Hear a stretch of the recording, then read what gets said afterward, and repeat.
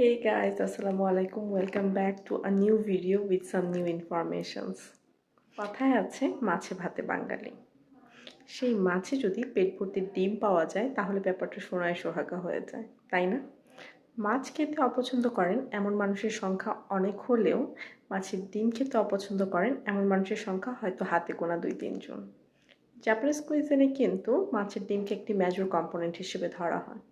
বাংলাদেশেও ইলিশ মাছের ডিমের ঝোল কিংবা রুই মাছের ডিমের বড়াও অত্যন্ত প্রচলিত। চলুন কথা না বাড়িয়ে আজকে আমরা জেনে নেই মাছের ডিমের পুষ্টি গুণাগুণগুলো কী কী।